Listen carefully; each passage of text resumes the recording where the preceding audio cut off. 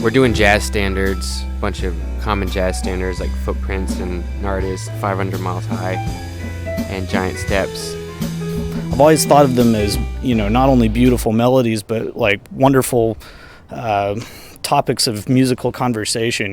They're a great vehicle for which, for the musicians to interact. So I'm Austin Bird. I am the pianist and keyboard player for this group, and the way I would describe this music is jazz standards rearranged or reimagined in more of a funk and R&B rock sort of context. I'm using a lot of electronic, computer-based and generated instruments and sound effects, things that you wouldn't typically hear on a jazz record, which is normally just an acoustic piano without anything more than a little bit of reverb usually. So I'm adding a lot more electronic things to really add to the depth of the overall sound. Yeah, it's kind of like jazz standards without being jazz. And just kind of doing something different with them, with our own personal influences like rock and funk and stuff like that. I'm David. I play guitar. At first it was kind of hard to conceptualize like what we were going to do. But as we started rehearsing and then now doing it in the studio, it's like I think it's starting to be a lot better than we expected, I guess, So it's kind of like we're just having fun, and I guess the main thing was to write it to kind of show the strengths of each player. Well, my name's Jacob Appelt. I'm the one who decided to put the push behind this particular project and did all the arranging for it.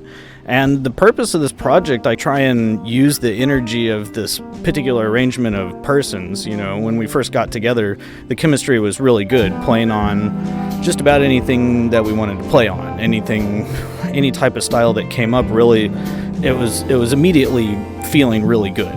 The interaction between the musicians, and so I felt like that should be celebrated. And some of the things that we started playing are these jazz tunes, that not only that we've studied, but are just traditionally long time played jazz tunes that everyone, I guess, in a jazz genre might know.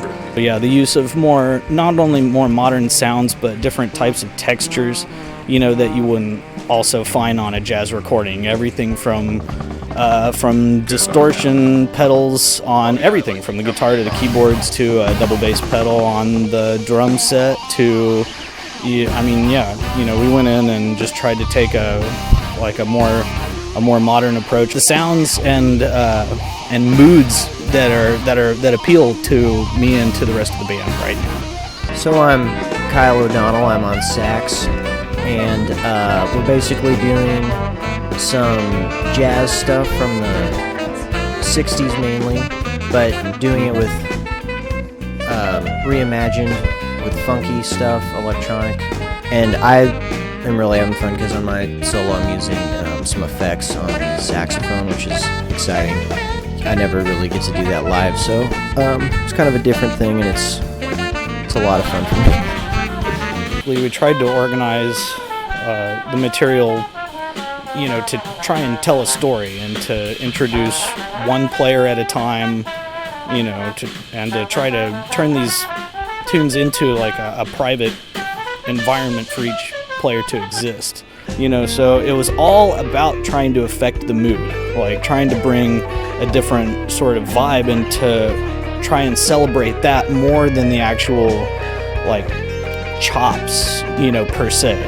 Well, the post-production we're doing, like I said, largely inspired by Pink Floyd, and those type of attitudes, and I like to try to approach the music in a different sort of way. I feel that at this point, like, very aggressive playing on these vehicles, on these tunes has been done. My arranging was done specifically to try and make the tune a really cool thing for the player themselves personally, try to keep the musicians in mind. It's like, well, what would this person do, or would this person appreciate this type of vibe, and be like, yeah, okay, well, let's try that, let's check that out.